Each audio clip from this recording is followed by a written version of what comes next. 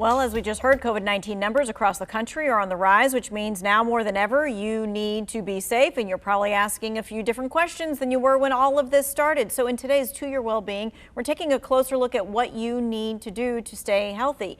Cone Health's Chief Physician Executive, Dr. Bruce Swords, is joining us. All right, so let's just go ahead and talk about the numbers first and foremost. What do they look like? Yeah.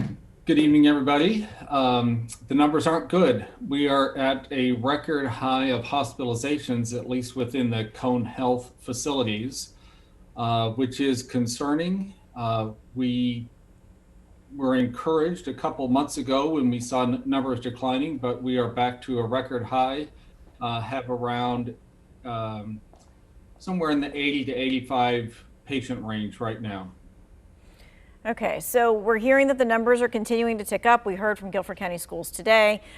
We continue to hear that wearing a mask is still very important. So let's talk about when and who should be wearing a mask and how it should be worn. Great.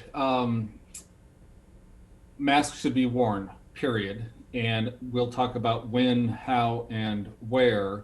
But it's also important to know that wearing a mask is based on science, and that it's very clear that when people wear masks, especially when people who are interacting with each other wear masks, the risk of transmission is very, very low. And so you should wear a mask when you are with people that you are not normally in contact with. So if you're at home, presuming that nobody in your home has recently encountered COVID, you should be pretty safe not wearing a mask at home. But if you are outdoors or going out to the grocery store or to a home improvement store, any place where you will run into other people, you should wear a mask. If you work with people, you should wear a mask. The mask should, this seems too obvious to a lot of us, but I'll go through it anyway. Masks should be worn over the mouth and the nose. There shouldn't be any under the nose or on the chin. The mask is there for a reason, and you put it over the nose and the mask. Simple, but we all see folks who don't use their mask correctly. Yeah, I think just the other day I was at a setting where people were outside, they were all wearing masks, and when the person went to go talk to somebody, they actually took the mask down so that they could talk to the person. And I thought, that's exactly what you're not supposed to do. Yeah, that's right. Is if you are talking to somebody, wear your mask. If you are outside, outdoors, exercising, and you're not around people, you don't have to wear a mask. But if you are outside with a group of people, wear a mask. And for heaven's sakes, if you're talking with folks, wear the mask. Okay, so what are the dangers of not wearing a mask? Yeah, it's pretty simple. The danger is that, again, I'll back up. The thinking behind wearing a mask is that if I wear a mask, I'm protecting you. If you wear a mask, you're protecting me.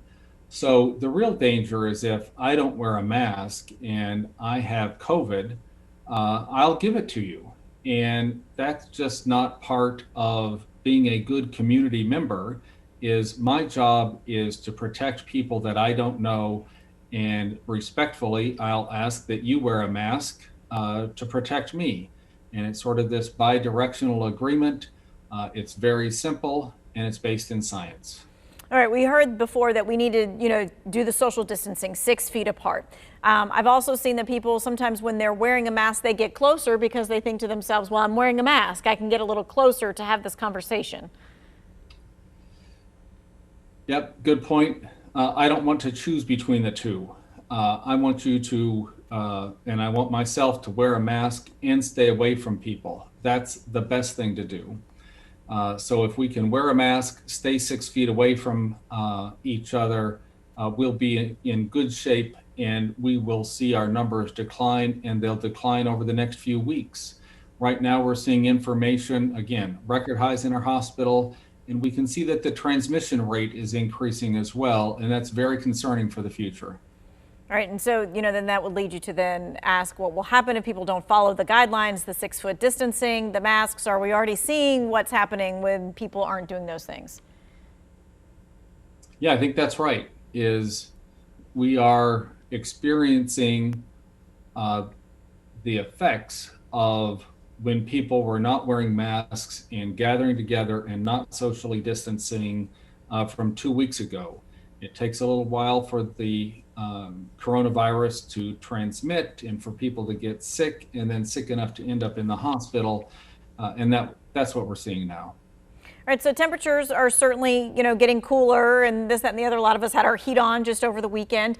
So what advice do you have for people who are finding themselves indoors more often over the next coming weeks?